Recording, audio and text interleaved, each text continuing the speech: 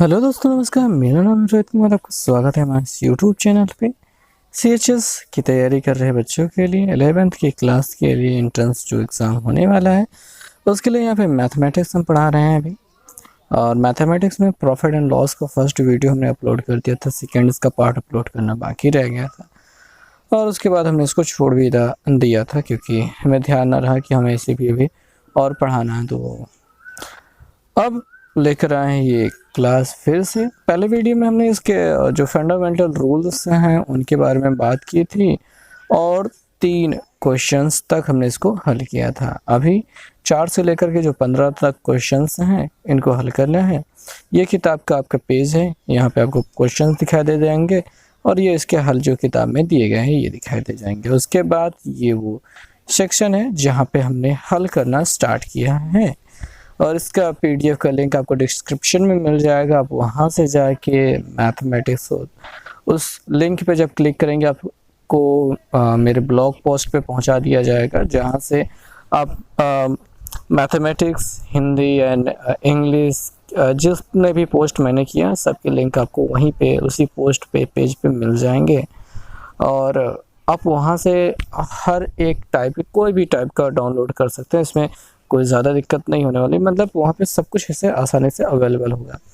ऐसे में आपको जो भी चाहिए होगा उसका वहाँ पे पीडीएफ मिल जाएगा। अच्छा, जो पीडीएफ मैंने अपलोड अभी तक नहीं किया है वो नहीं मिल पाएगा। ऐसा नहीं सोचिएगा कि आप मुझे मैंने अभी 8 साइड का अपलोड नहीं किया है तो वो नहीं मिल पाएगा। तो मैथमेटिक्स में भी बहुत सारी चीज़ें भी बाकी रह गई है, तो धीरे धीरे मैं करता रहूँगा। फिलहाल यहाँ पे स्टार्ट करते हैं आज की ये जो क्लास है चौथे नंबर सवाल के साथ। अब चूँकि ये सवाल बहुत ही आसान थी, बहुत छोटी थी, तो चलिए देखते हैं यहाँ पे हमने कितने थोड़े से बस 4 अक्षरों में हल कर दिए हैं। सवाल को पढ़ेंगे तो बड़ा अच्छे से समझ में आएगा। कह रहे हैं यदि कोई व्यक्ति एक वस्तु को 480 रुपये में बेचता है तो ये क्या है, इसकी सेलिंग प्राइस हो गई।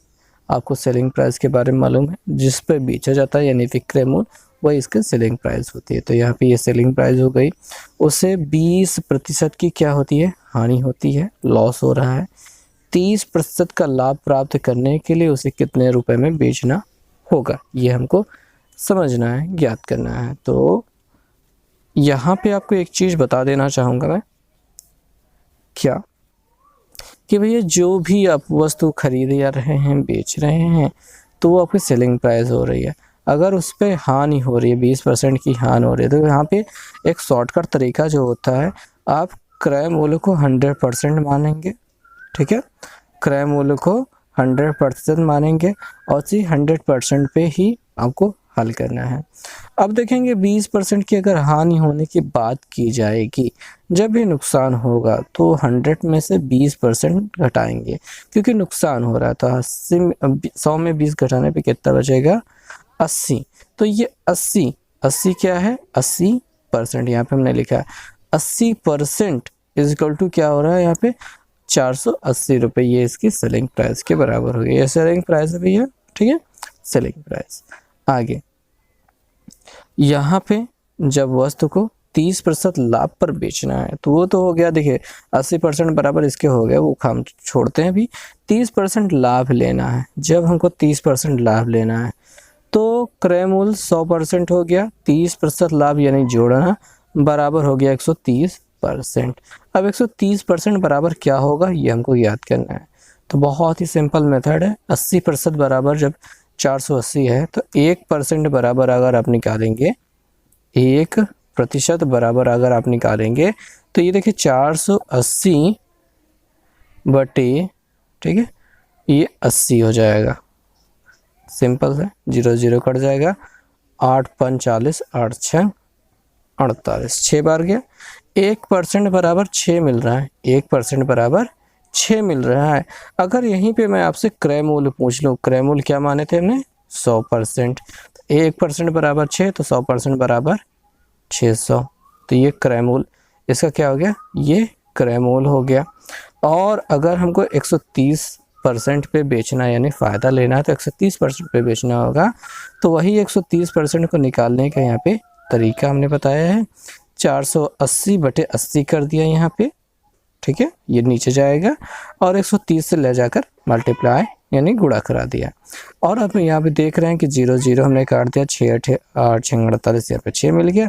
13 से 130 में 6 से गुणा करेंगे, 13 6 78, तो 13 6 78, एक 0 बढ़ गया तो 780 मिल गया। बहुत आसान सवाल है। ऐसे ही करके आपको अलग अलग तरीके से सवाल दी जा सकती है, तो आपको ये तरीका याद रखना है। आगे, राम ने रहीम को, कहा जा रहा है कि 1 मिनट जी, राम ने एक गाय रहीम को 20% लाभ पर बेच दी तथा रहीम ने इसे रॉबर्ट को 25% लाभ पर बेच दी और रॉबर्ट ने उसके लिए 900 रुपये दिए हो, तो राम ने उस गाय को कितने रुपए में खरीदा था। तो ये क्या है, एक देखिए यहाँ पे राम है, इन्होंने गाय बेची रहीम को, रहीम ने रॉबर्ट को बेची यहाँ पे। अब इन्होंने कितना रुपया दिया है, ये 900 रुपये दे चुके हैं 900 रुपये। तो इन्होंने ख़रीदा होगा 100 रुपये में और 20% लाभ पर इन्होंने आगे बढ़ा दिया और इन्होंने 25% लाभ पे आगे बढ़ा दिया। तो जब ये हिसाब चल रहा होता है तो हमें कुछ इस प्रकार से सवाल को हल करना पड़ता है। मान लेते हैं राम ने उसे 100 रुपये में ख़रीदा, अगर उन्होंने रहीम को बेचा है 20% लाभ पे, तो उसका 120%, ठीक है, 120% 100 में जोड़ करके, ठीक है, 100% टोटल क्रय मूल्य होता है, 20% उसका लाभ, तो जोड़ेंगे जब तो ये हो जाएगी कितना, 120%, डायरेक्ट 120% ये लिखेंगे, ठीक है। तो ये आपका हो गया रहीम ने जितने में खरीदा, केवल इतना हल कर देंगे तो ये रहीम ने खरीदा जितने में। अब रहीम ने भी बेच दिया 25% लाभ पे, तो फिर से करेंगे 125%, यानी 125 बटे, ओके जी, 125 बटे 100 करेंगे, ओके। तो यहाँ पे राम का दाम इतना हो गया, रहीम ने इतने में ख़रीदा और रॉबर्ट में इतने में ख़रीदा, तो इस वजह से ये बराबर हो गया 900 रुपये के, क्योंकि वो रॉबर्ट ने भी उतना ही ख़रीदा था। और अब जो हल करने का तरीका होगा वो x को यहीं रहने देंगे, ये जो दोनों 100 हैं नीचे से ऊपर चले जाएंगे, यहाँ पे हमने भेज दिए हैं और इन दोनों को नीचे भेज दिया है।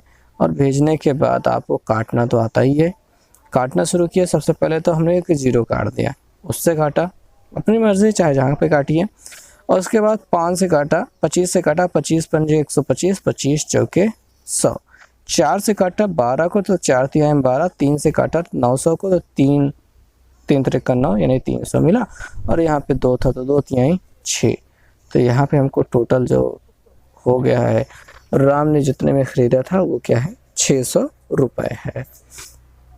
उम्मीद है समझ में आया होगा। अगले सवाल पे चलते हैं। अब आगे जो सवाल है वो 6 नंबर सवाल, इसमें हमको देखने पे मिलता है कि ए एक साइकिल को 20% लाभ पर बेचता है, बी को बेचता है, बी उसे 25% लाभ पर सी को बेचता है, सी ने उसके लिए 225 रुपये दिए हैं, तो ए ने उसे कितने रुपए में ख़रीदा था। ऊपर वाले सवाल के बिल्कुल वैसे ही सवाल हैं और आपको फिर से वही x मान लेना है, और यहाँ पे हमने इसको टोटल सॉल्व किया है, आप इसे खुद प्रयास कीजिए। अगले सवाल पे आ गए हैं। यहाँ पे दिखाई दे रहा है, प्रश्न में है कि एक फल विक्रेता, ये थोड़ा सा, हाँ जी, एक फल विक्रेता आम 9 रुपये प्रति दर्जन के हिसाब से बेचता है, तब उसे 20% की हानि होती है। 5% का लाभ कमाने के लिए 1 किलोग्राम का दाम, वो किस मतलब कि 1 किलोग्राम का दाम क्या रखे तब उसको 5% का लाभ हो। तो यहाँ पे जो पूरा हिसाब बन रहा है वो कुछ इस प्रकार से बन रहा है कि अगर वो 9 रुपये में बेचता है 1 किलो, ठीक है, प्रति किलो का मतलब 1 किलो, तब उसे 20% की हानि होती है। और वही 1 किलो वो कितने में बेचे कि 5% का लाभ हो। जो चौथी सवाल हमने बताए थे बिल्कुल वही है, बस शक्ल बदली हुई है, लेकिन लगभग वही पूरा है। तो हमने यहाँ पे हल करने के लिए वही 100 में से 20% को घटा के रखा है, बिकॉज हम यहाँ पे ऊपर देखते हैं कि फल विक्रेता को 9 रुपये में बेचने पर उसे 20% की हानि हो रही है। तो यहाँ पे हमने 100 माइनस 20 बराबर 80% बराबर 9 लिखा हुआ है। 9 रुपये क्यों? क्योंकि इतने में ही बेच रहे थे। साथ में 5% लाभ पर बेचना है उन्हें। 5% लाभ का मतलब क्या होता है? 100 प्लस 5 यानी 105% बराबर हमको निकालना है। तो वही पुराना तरीका है, 9 को ऐसे लिखा, 80 उसके नीचे भेज दिया और 105 से गुणा कर दिया और उसके बाद आपको काटना आना चाहिए। देखिए हमने सबसे पहले तो 2 से काट दिया है, बिकॉज ये कट रहा था। तो हमने क्या किया, 2 से काट दिया, यहाँ पे 5 से काट दिया, 16 पंजे 80, यहाँ पे 16 मिल गया और यहाँ पे 5 से काटने पर 21 मिल गया और नहीं कटने वाला था तो इसमें गुणा करा दिया। तो 9 1 9 9 2 18 हो गया और इसके बाद हमने यहाँ पे 16 से भाग देना स्टार्ट कर दिया। ये जैसा भाग दिया गया बिल्कुल आप ऐसे कर सकते हैं या फिर और भी तरीके होते हैं हल करने के, तो आप उनको अपना सकते हैं। फिलहाल यहाँ पे भाग देने के बाद 11.8 तक जा रहा था, हमने समझ लिया कि 11.81 हो जाएगा क्योंकि विकल्प में यही दिखाई दे रहा था। तो हो गया ये सवाल का हल बहुत ही आराम से। अगले प्रश्न पे चलेंगे। तो इस प्रश्न में हमको दिखाई दे रहा है कि एक व्यक्ति ने 380 रुपये में एक वस्तु खरीदता है। वह विक्रय मूल्य का 20% मरम्मत पर खर्च करता है और उसे 20% का लाभ होता है। तो वस्तु का विक्रय मूल्य क्या है? अब ये सवाल थोड़ी सी लंबी है। देखिए वहाँ पे वस्तु का क्रय मूल्य इतने में खरीदा है, उसका विक्रय मूल्य पर 20% मरम्मत पर खर्च करता है। क्रय मूल्य का नहीं, विक्रय मूल्य का जितने में ये बेच रहा है उसका 20% मरम्मत पे खर्च करता है। तो यहाँ पे विक्रय मूल्य तो नहीं मालूम, तो मान लेते हैं यक्स, और यक्स का जो होगा 20% ये क्या करेगा, मरम्मत पे खर्च करेगा। तो ये तो क्रय मूल्य हो गया, ये मरम्मत का खर्च हो गया, ये दोनों को जोड़ा जाएगा और इसका जब 20% उसका लाभ लिया जाएगा, ठीक है, 20% लाभ लिया जाएगा। जब तक लाभ नहीं लिया जाएगा तब तक तो बात ही खत्म है। तो जब 20% का लाभ लिया जाएगा तब ये विक्रय मूल्य x के बराबर होगा। अब वही चीज़ को यहाँ पे हमने हल किया, थोड़ा सा लंबा हल हुआ है लेकिन देखने लायक है। क्रय मूल्य लिख लिया, विक्रय मूल्य मान लिया, मरम्मत का खर्च उसका 20% निकाल लिया, उसके बाद कुल खर्च मान लिया, जोड़ लिया, जो कि इन दोनों को जोड़ने के बाद यहाँ पे मिलता है।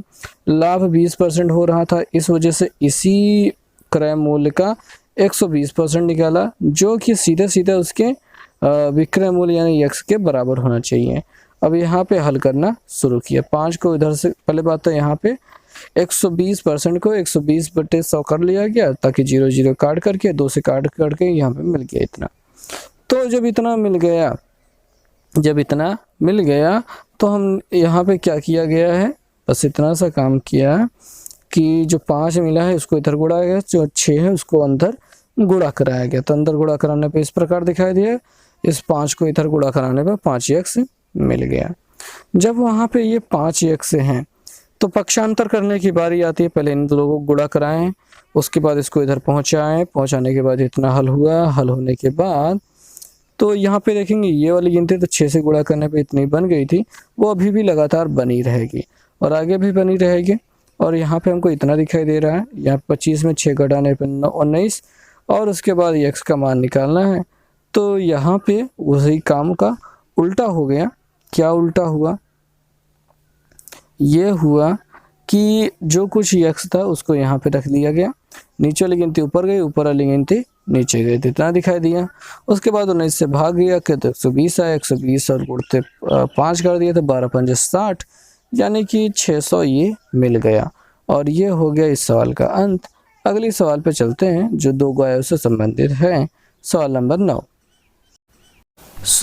आगे अब जो सवाल है ये थोड़ी सी लंबी है। यहाँ पे दिखाई दे रहा है, कह रहे हैं कि एक व्यक्ति 2 गायें 4200 रुपये में खरीदता है। यहाँ पे संदर्भ ये है कि दोनों गायों का दाम इसी में जुड़ा हुआ है। याद रखिएगा जब कहा जाए प्रत्येक, तब 2 गायें प्रत्येक इतने रुपए की, तो अलग अलग दाम इनका होगा। लेकिन यहाँ पे ऐसा नहीं है, ये दोनों गायों का योग है, दाम का योग है। उसमें से एक को 15% लाभ पे, दूसरे को 10% हानि पे बेच दिया है। ना लाभ हुआ ना हानि हुआ, यानी पूरे व्यवसाय पर ना लाभ हुआ ना हानि हुआ। ऐसे में पहली गाय का क्रय मूल्य यहाँ पे हमको ज्ञात करना है। अब सवाल समझ में आई होगी। तो यहाँ पे सबसे पहले बात तो हमने जो हल करने का तरीका अपनाया है वो यहाँ पे चित्रों में इधर है 4200 को इधर रखा, उसका पहला भाग इधर, दूसरा भाग इधर रख दिया। तो आपको यहाँ पे साफ साफ एग्जैक्टली समझ में आ रहा होगा। तो ये पहला भाग हो गया, यहाँ पे दूसरा भाग हो गया। पहले भाग पे लाभ हो रहा है, दूसरे भाग पे हानि हो रही है। तो जो जो हो रहा था उसको सीधे सीधे लिख लिए। यहाँ पे सेलिंग प्राइस निकालने की कोशिश की, जो कि बना यक्स का 115%, क्योंकि 15% क्या हो रहा था, इसका लाभ हो रहा था। और यहाँ पे हमने क्या कर दिया, 10% की हानि वाला यानी 90% कर दिया। तो ये हानि हो रहा था, इस वजह से 90/100 हो गया। अब क्या हुआ कि भैया जो पूरा हिसाब किताब चला उसमें ना हानि हुआ ना लाभ हुआ, यानी कि जितने में गाय खरीदी थी 4200 रुपये में, उतने में ही बेच दी गई। एक पहली वाले पे लाभ हुआ, लेकिन दूसरी वाले पे इतना घाटा हुआ कि सब बराबर हो गया। तो ऐसे में ये पहली गाय का विक्रय मूल्य दूसरी गाय के विक्रय मूल्य गुणा भाग कराने के बाद जो कुछ है, और ये हो गया 4200 के बराबर। और उसके बाद 90 को अंदर गुणा कराया, 75 तो हो चुका था, जोड़ घटाना किया गया। यहाँ पे 90 एक्स है, 115 में 90 एक्स घटा दिया गया, 25 एक्स मिला। और ये गिनती ये प्लस में दिखाई दे रही है, यहाँ पे ये गिनती प्लस में दिखाई दे रही है।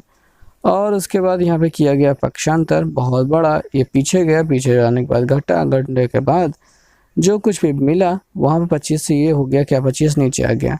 वैसे तो देखेंगे यहाँ पे ये 4 बिल्कुल नहीं था अभी तक ऊपर, 4 हमने अपने से लगाया है, बाद में लगाया। क्यों लगाया, ताकि 25 चौके 100 और 4 से गुणा करने पे इतना हो जाए, 2 जीरो कट जाए, बड़े आराम से उत्तर मिल जाए। अगर आप गुणा कराएंगे या फिर भाग कराएंगे तब पर भी ये उत्तर आएगा, लेकिन ये उत्तर ज्ञात करने का एक बेहतरीन तरीका है। आगे वाले सवाल पे चलेंगे। सवाल नंबर 10 है, जहाँ पे कहा गया है कि यदि 24 वस्तुओं का क्रय मूल्य 18 वस्तुओं के विक्रय मूल्य के बराबर हो तो उसका लाभ प्रतिशत ज्ञात कीजिए। सिंपल बात समझाना मैं चाहूँगा कि आप गए बाजार से 24 सामान खरीदे, मान लेते हैं 100 रुपये में खरीदे, और 100 रुपये में ही जब बेचने लगे तो आपने 18 वस्तुएं बेची, तभी आपका 100 रुपये पठित हो गया, यानी पूरा हो गया। अभी आपके पास कितने सामान बचे हैं, 6 सामान बचे हुए हैं, जिनको बेच करके और आप मुनाफे में जाएंगे। ठीक है, तो यहाँ पे सवाल को जो हल करने का तरीका है वो हमने यहाँ पे अपनाया है। देखेंगे कि ऊपर हमको रखना पड़ेगा लाभ, अगर हमको ज्ञात करना है जब भी वस्तुओं में हिसाब दिया जाए तो ऊपर हम क्या करेंगे, दोनों वस्तुएं जो 24 वस्तुएं खरीदी गई और 18 वस्तुएं बेची गई, दोनों का क्या करेंगे, माइनस करके यहाँ पे लिखेंगे, और नीचे 18 को रखेंगे, यानी विक्रय वस्तु को। हमेशा जब वस्तुओं की बात आ जाएगा तो बेचने वाले वस्तु को नीचे रखा जाएगा, गुणा वही पुराना किया जाएगा 100 से।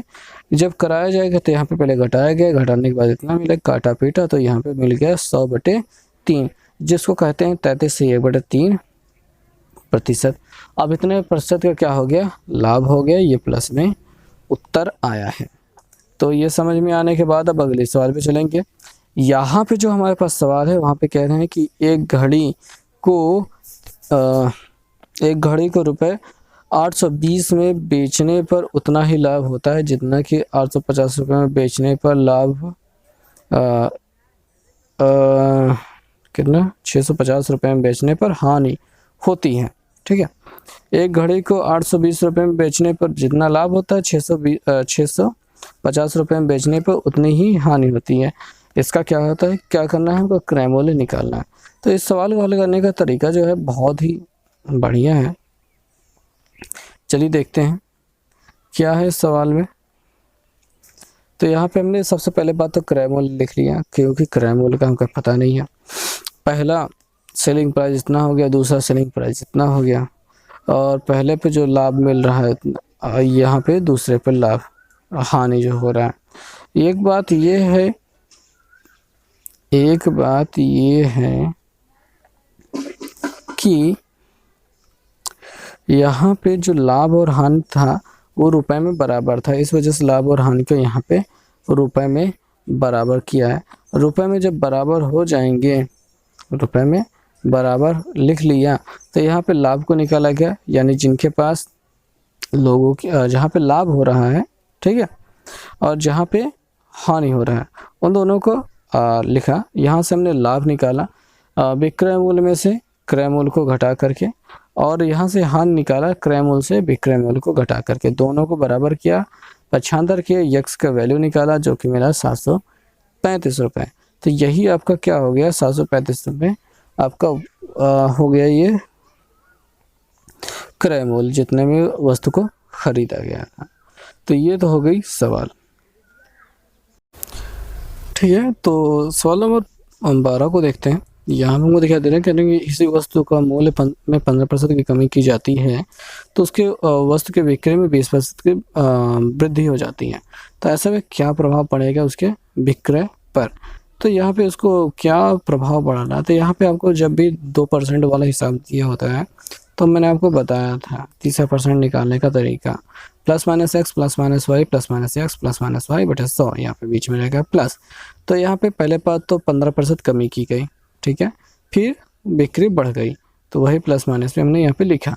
और लिखने के बाद आप जानते ही हैं 0 से 0 यहाँ पे यह सब गुणे में है, ठीक है, ये गुणे में है, वो प्लस क्या लगा है वो बस इसलिए लगा है ताकि आपको बता सके ये प्लस में है। वैसे इसको कोष्टक में रखना सही रहता है, लेकिन यहाँ पे हमको शॉर्टकट तरीका अपनाना है तो ये ऐसे ही काम करेगा, मतलब ज़्यादा मत लिखो। 0 0 कट गया, यहाँ पे 15 दूनी 30 हो गया, 30 से काट दिया तो 0 - 3 मिल गया, यहाँ पे 20 में से 15 घटा था यहाँ पे तो 5 मिल गया है। तो 5 - 3 बराबर 2%, 2% मिला है प्लस में, तो इस वजह से इसको कहा जाएगा वृद्धि होगी, यानी कि विक्रय में वृद्धि हो रही। अगली जो सवाल है, कह रहे हैं कि एक व्यक्ति एक पुरानी टाइप की मशीन 1200 रुपये में खरीदता है और उसको 200 रुपये मरम्मत करने में व्यय करता है। इतने रुपए में बेच देता है, उसका लाभ प्रतिशत ज्ञात कीजिए। अब सीधी बात कि इतने में खरीदा इतने में मरम्मत कराए तो कुल खर्चा इसका क्या हो गया, इसका क्रय मूल्य हो गया। इतने रुपए में बेच दिए तो अब यहाँ पे देख रहे हैं कि 1400 रुपये में खरीदा था और बेच रहा है 1680 रुपये में, घटाने के बाद मिल गया 280 रुपये आपको क्या लाभ हो गया। अब लाभ परसेंट निकालने के लिए यहाँ पे क्या किया, लाभ परसेंट बराबर जो भी लाभ है बटे क्रय मूल्य गुणते 100। तो यहाँ पे हल करने के बाद 20% के बराबर ही आ गया। तो ये रहा इसका हिसाब, बस इतना सा था ये सिंपल सवाल। ओके जी, तो यहाँ पे जो सवाल है वहाँ पे सवाल में कहा गया है कि 100 संतरे को 350 रुपये में खरीदे गए हैं। तो यहाँ पे 100 संतरों का क्रय मूल्य लिख लिया, एक संतरे का क्रय मूल्य निकाला 100 से भाग करने के बाद, जो कुछ यहाँ पे दिखाई दे रहा है इतना। और फिर 12 संतरों की बात आ जा रही, 12 संतरे यानी कि 48 रुपये प्रति दर्जन के हिसाब से। तो 12 संतरों का जो सेलिंग प्राइस है इतना दिया गया, एक संतरे का निकाल लिया तो 4 रुपये मिला। अब एक संतरे का क्रय मूल्य इतना, विक्रय मूल्य इतना, यहाँ से हमने निकाला इसका लाभ निकाला तो इतना रुपए में मिला, और इसको जब % में बदला तो 0.5 को ऊपर रखे, 3.5 को नीचे रखे, गुणा कर दिया 100 से, और यहाँ पे दशमलव हटा, गुणा करने पर कटा पिटा तो 100/7 मिल गया, जिसको सही बटे में बदलने पर इतना कुछ दिखाई दिया। तो यहाँ पे तो हो गया आपका ये इस संतरे पर कितना हो रहा है, पूरे कितना लाभ हो रहा है। एक संतरे पे जो हिसाब मिलेगा वही पूरे संतरे पे मिलेगा। अगली वाली सवाल पे चलेंगे। यहाँ पे हमारे पास दिखाई दे रहा है 15 नंबर सवाल कह रहे हैं, एक व्यापारी अपने माल का मूल्य क्रय मूल्य से 25% अधिक अंकित करता है, जितने में खरीदा उस पर 25% बढ़ा के लिखा। अपने माल का अंकित मूल्य को 15% कम पर बेचता है, अंकित मूल्य के 15% कम पर बेचता है, तो उसको लाभ प्रतिशत ज्ञात कीजिए। तो हुआ क्या कि 100 रुपये हमने मान लिया कि उसने 100 रुपये में खरीदा, उस पर अंकित क्या किया 125 रुपये, अब उस पर 25% बढ़ा के, और बेच कितने में रहा, जितना अंकित किया था उसमें के 15% कम पे। तो यहाँ पे 100 - 15 यानी कि 85%, 125 का 85% यहाँ पे निकालने के बाद यहाँ पे पूरा काट पीट किया गया है, आप कर लीजिएगा। काटने के बाद हमको काटने के बाद इतना मिला, गुणा कराने पे ये मिल गया, कितना मिल गया 106.25। अब ये यहाँ पे ये देखेंगे ये 100 होना चाहिए था, लेकिन 100 में 106 हो रहा है, तो यहाँ पे 6.25 जो मिल रहा है, 6.25 जो मिला है, यही आपका क्या है लाभ है यहाँ पे पूरे हिसाब में। तो यहाँ पे हो गई सवाल खत्म, पूरी किताब भी।